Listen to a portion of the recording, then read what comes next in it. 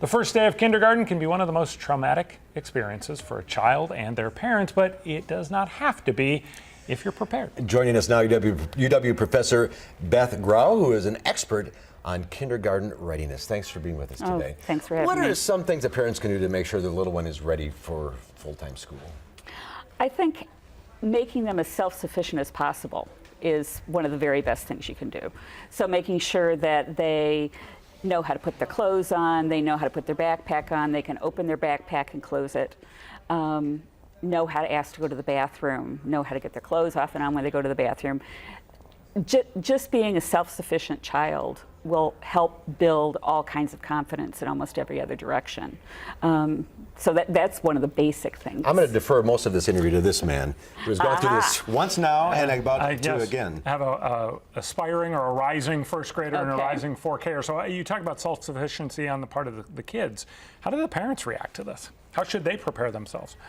I think they have to respect the terror that they're going to have. I think almost everybody I know has a real reaction to their child moving on to school, and realize that it's okay if you're worried, if you're feeling a little bit irrational. That happens, and virtually everybody I know lives through it, and the child comes home that night and everything's good. It's a big change. You're losing that parental control. Exactly. And I think people forget that 4K, at the beginning of any grade, is a big ritual that kids are moving through.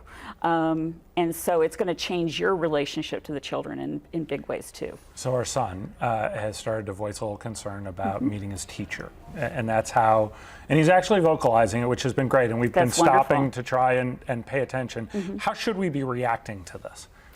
Not overreacting. I think being really matter of fact and talk him through what things he's worried about, maybe talk him through what isn't possible to happen, and make sure that you're listening to everything he has to say, but don't blow it out of proportion.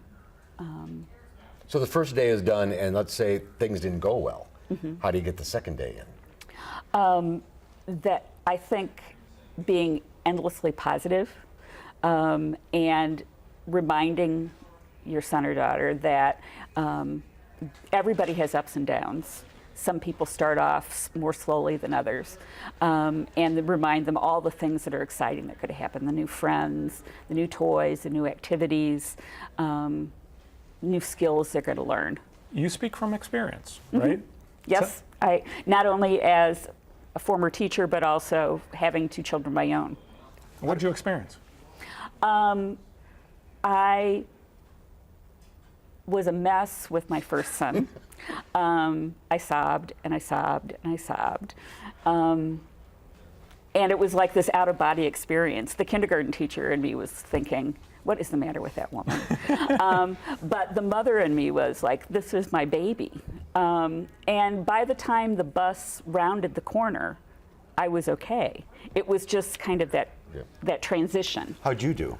I'll be a mess on, when is that, a couple of weeks from now. Yeah. But last year, how'd you do? I was a mess. My daughter was spectacular. She went off, no problems whatsoever, and my wife and I looked at each other and said, you know, are we the ones that are going to cry? And we were. The sun will come up the next day. Yes, it will. Beth, Yes, thanks for being with us. All right. Great advice. And we'll be right back.